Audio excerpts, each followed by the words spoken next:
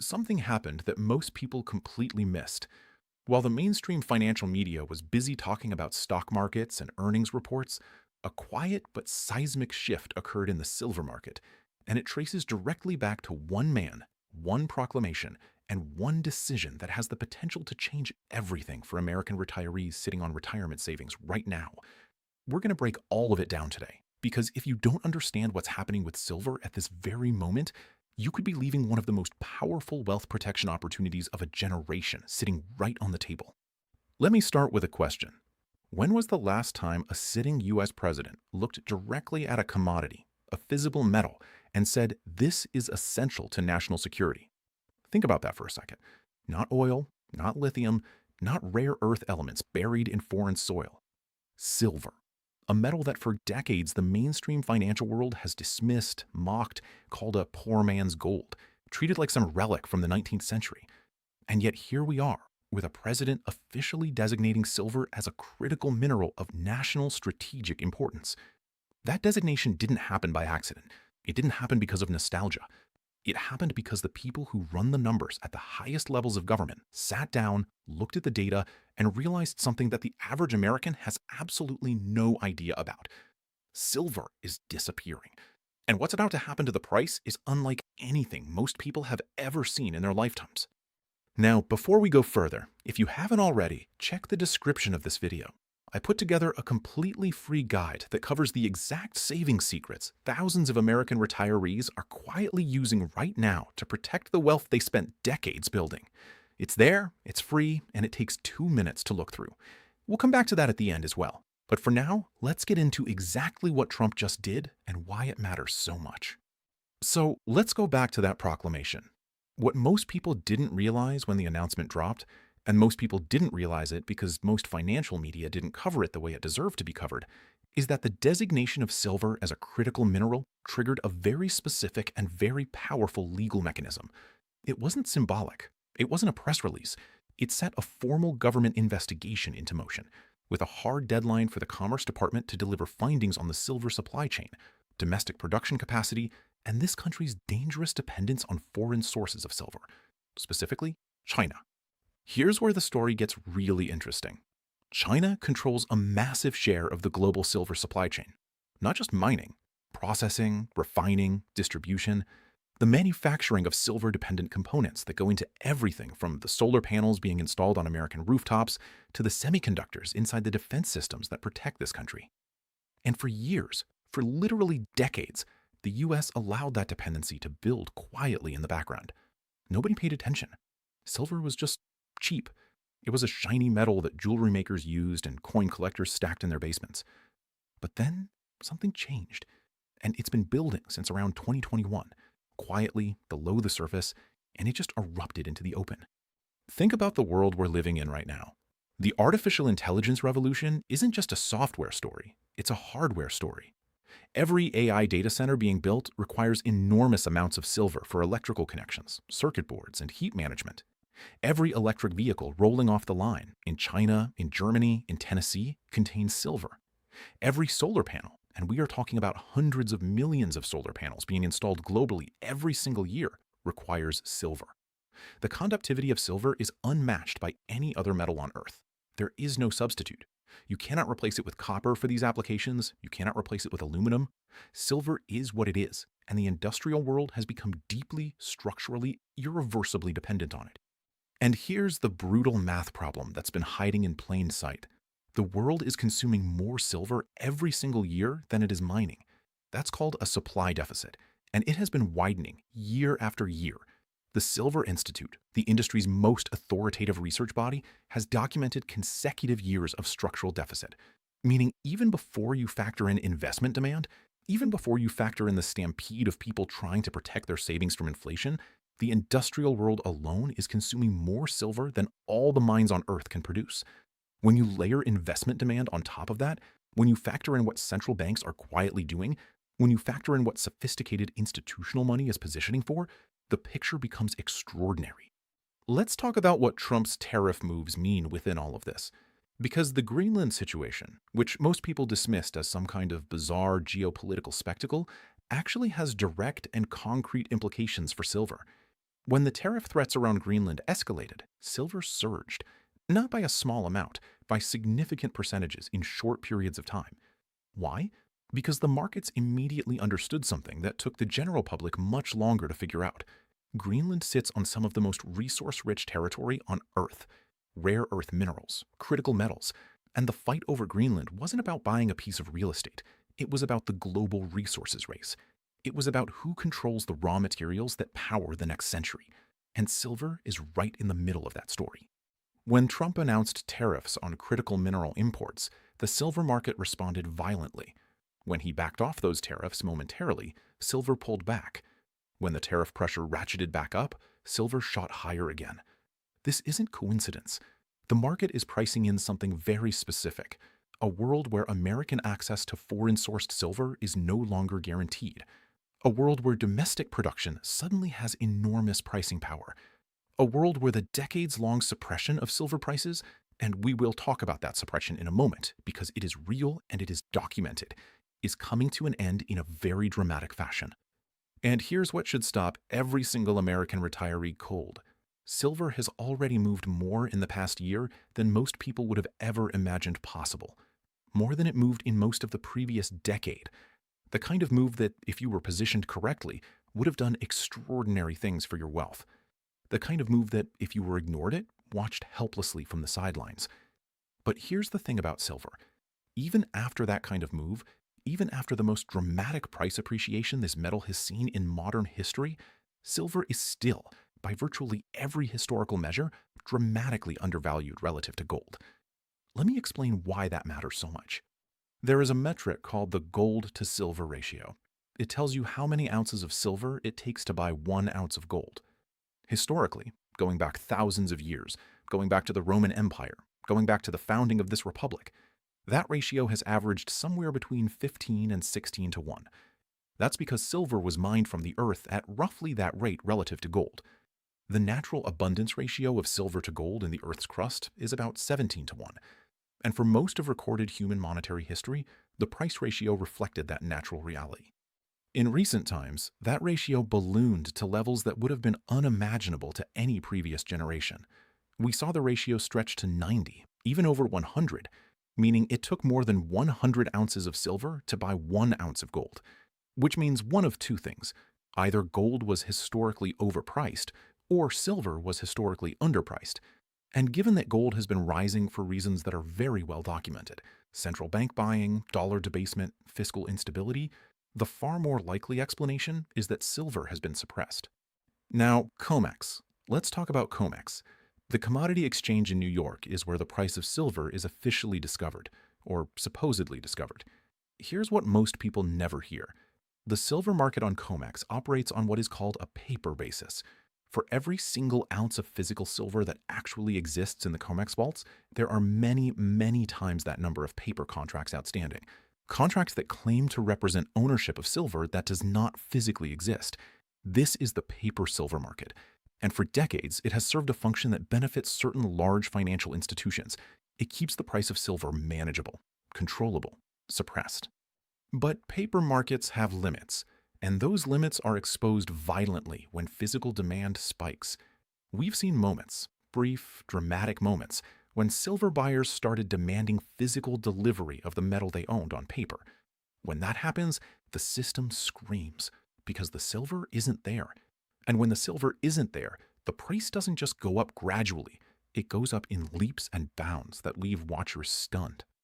There's a moment in history that you need to understand because it's a template for what happens when the paper silver market collides with physical reality. In early 1980, the Hunt brothers, Nelson Bunker Hunt and William Herbert Hunt, had been quietly accumulating physical silver for years, recognizing exactly the dynamic I just described. At a certain point, their buying reached critical mass, and silver exploded. The move was so violent, so sudden, so completely overwhelming to the financial establishment that emergency measures were implemented to stop it. Trading rules were changed mid-game. Margin requirements were altered. The full weight of the financial regulatory structure came down on the silver market specifically to stop the price from reflecting its true value. Now, here is the critical difference between then and now. In 1980, the demand for silver was primarily monetary. People were buying it as a store of value, as a hedge against the inflation of the late 1970s. The industrial case for silver, while real, was not what was driving that move. Today, the industrial case for silver is enormous, structural, and growing. Today, there are not just a few billionaire brothers accumulating silver. There are sovereign nations, entire governments, quietly reducing their dollar reserves and rotating into hard assets. There are tech companies that need silver for their supply chains. There are solar manufacturers who need silver to make panels. There are electric vehicle companies that need silver for every car they build.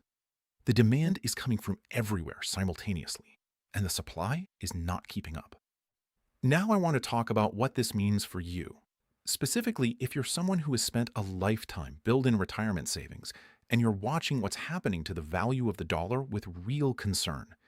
Because this is where silver's story intersects with yours in a very personal way.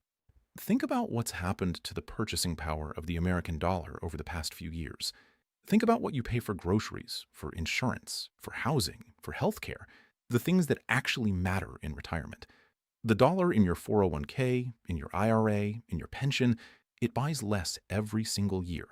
Not because you made bad decisions, because the monetary authorities of this country have made a series of choices.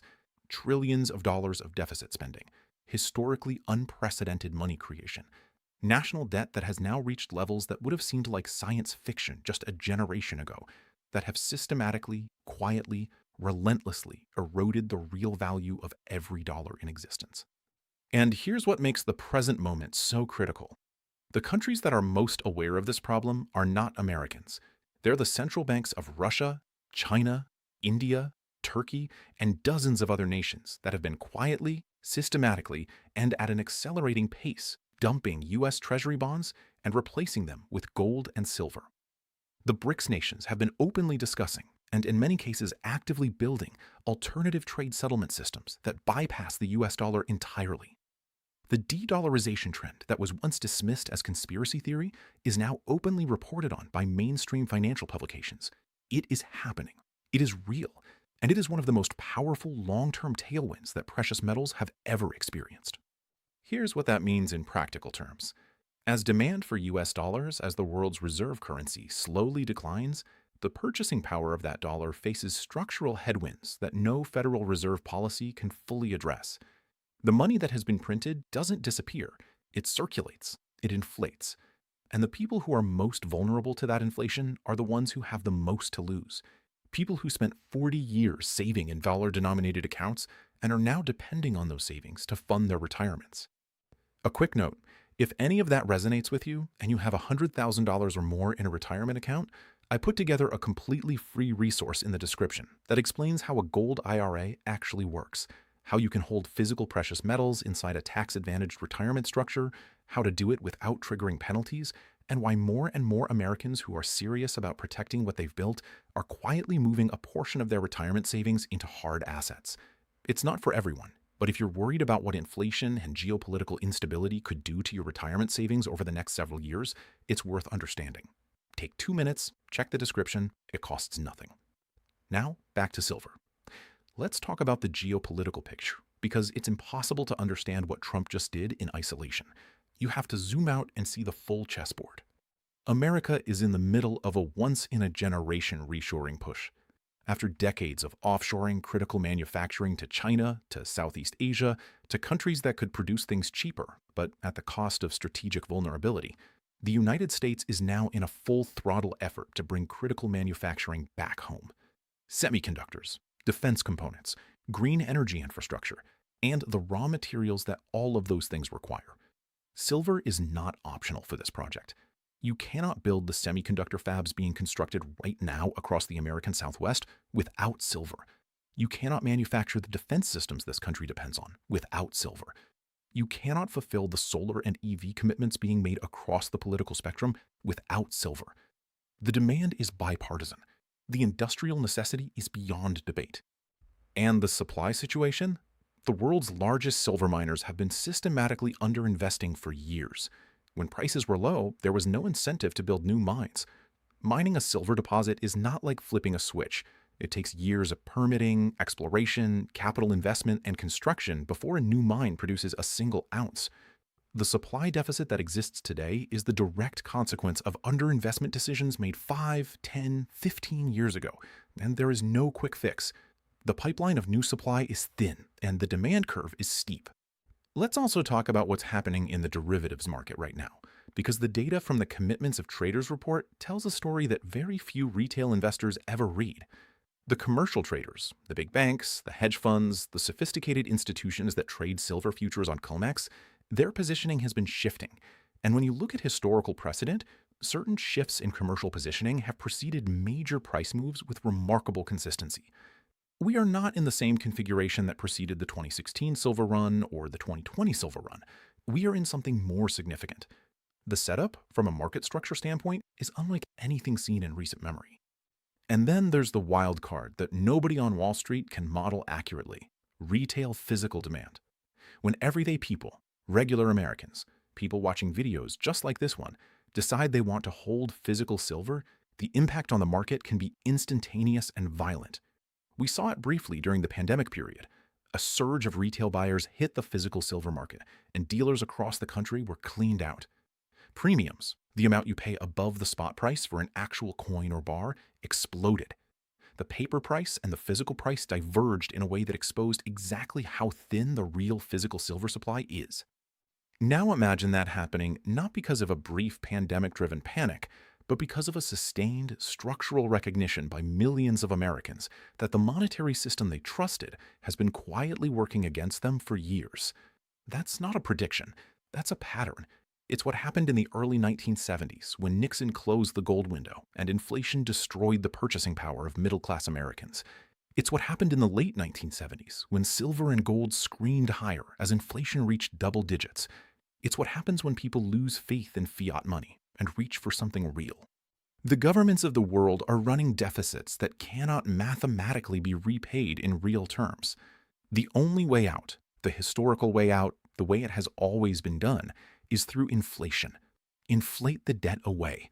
Make the dollars owed worth less in real terms. It's a slow-motion default, and the people who pay the price are the savers, the retirees, the people who play by the rules. Silver is one of the clearest, most historically reliable answers to that problem. It is real. It is finite. It cannot be printed. It cannot be created by a central bank spreadsheet entry. And when the recognition hits, when the mainstream investor class, the pension funds, the retirement savers, the global South nations that have been burned by dollar dependency, when all of that demand hits a market that is already structurally undersupplied, the price discovery that follows will be one of the most dramatic financial events of this generation. We are potentially watching that event begin to unfold right now. Trump's critical mineral proclamation was not just policy, it was a signal. It was a government acknowledgement that the era of cheap, abundant, easily accessible silver is over, that this metal is now geopolitically strategic, that the price will reflect scarcity and strategic value in ways it never has before. The question is not whether silver's story is significant. The question is whether you are going to be positioned to benefit from it, or whether you are going to watch it happen from the sidelines the same way millions of people watched gold go from several $100s an ounce to several $1,000s an ounce and never acted. The people who acted early, who recognized what was happening before the mainstream caught on, they protected their wealth. They didn't just preserve it, they grew it in real terms, even as inflation was eating away at the savings of everyone around them. That's the power of precious metals. That's why central banks own them. That's why sovereign wealth funds hold them.